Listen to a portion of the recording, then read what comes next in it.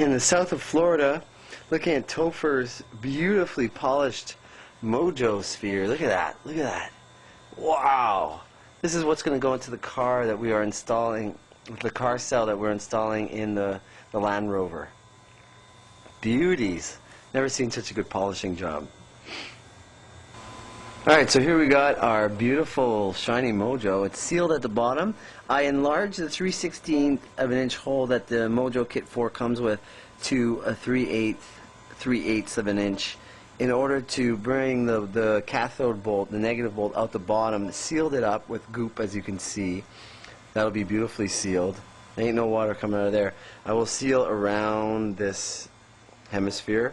And the reason why we're doing this is because we're gonna go vacuum. And in order to go vacuum, you can't have the negative coming out through the top, so you need to have it going out through the bottom. Alright, the Mojo car cell has been installed and sealed at the bottom. I have to seal this hole as well because we want to make a vacuum. And what we're going to be doing now is, as you can see this, we will be sealing this around with goop and placing this over the 1-inch hole. So we got a coupling, a copper coupling, that is going to take the energy that is an electrical connection with the cell. We're going to seal this up right here, and that's going to carry the energy all along the tube into the car, and I'll show you what we've done in the car itself. Alright, what we've done is there was one tube like this in the air intake on both sides. We took it off and we cut other pieces of rubber, put it on a T-coupler, and this is where we're going to install the tube on this side from the cell. We have a piece of aluminum bolt, which is like this material, and we've threaded it into this part of the T to carry and to bounce the orgone energy from the cell towards the engine. So this is our connection here. And so, this is this side. When we're ready, we're going to apply the tube here and make sure it's sealed.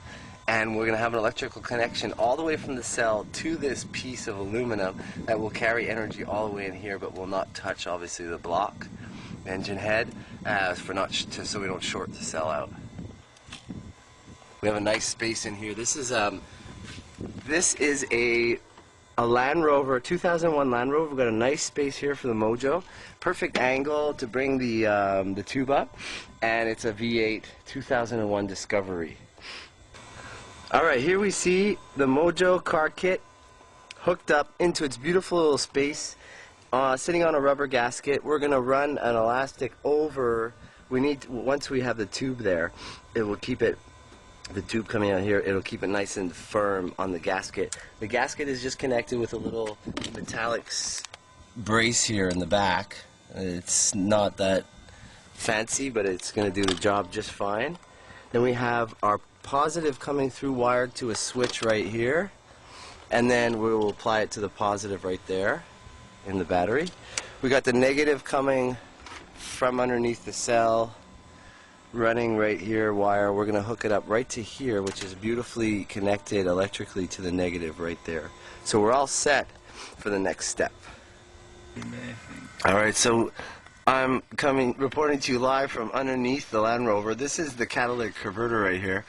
This is one of the front oxygen sensor cluster wires. There's 4 of them there, and in this particular model, we're looking for the signal wire to hook up the Cell Guardian oxygen department communicators, fancy name there, to this, and also the one on the other side. And there's also 2 in the back. This is the one in the back that you can see right here. And we've already stripped one, so we'll be hooking up the two back. We've stripped both. We'll be hooking those 2 together, and we'll be hooking the 2 ones in the front together as well. Alright, there's the front ones on one side, and Topher's showing all the 4 wires. We're gonna the black one is the signal wire, so we're gonna strip that now. We are looking at the rear oxygen sensors behind the catalytic converters. We have hooked the black wire up to the other black wire, and now we're running the singular wire up above the drive shaft and up into the engine bay. where we will connect that with our cell supervisor. And you can see Cell Guardian. Cell Guardian, there we go. And we are using 18 gauge wire for this purpose. Here we have the cell hooked up into the car, finally installed, all of the connections. The positive is going to the Cell Guardian, which in turn is connected to the positive terminal. The negative of the cell is right here, along with the connection with the Cell Guardian here as well. Both oxygen sensors, as you see them here, are connected with the oxygen sensor portions, and we have here where we could adjust the sensors to lean out the fuel if we have to. And there's a beautiful connection with the car air intake. This is so beautiful. It looks like it belongs in this car. It just fits so nice. Very happy about this. Alright, we just hooked it to the cell, and already I'm literally 30 seconds ago, and we started the car. We hooked it to the car, I mean, and already the idle is dropping. You can hear it, it's idling very low. But it keeps decreasing, the idle keeps decreasing. The Cell Guardian is definitely talking to the oxygen sensors. So this is very exciting to have the cell, which we just installed a second ago, actually influencing the engine idle.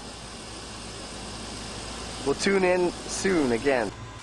Alright, here's the water. We just emptied the Mojo that's been in the car for around a week, and we've driven at least close to 100 miles with it, and it's really clean. It was still charged. You get to see the bubbles when they poured out, and it doesn't smell at all. So this setup's pretty good, and this was on the vacuum air intake. So there's no gasoline coming through the intake to the cell at all. Hey folks, what you're seeing here is the Mojo installed into the passenger floor.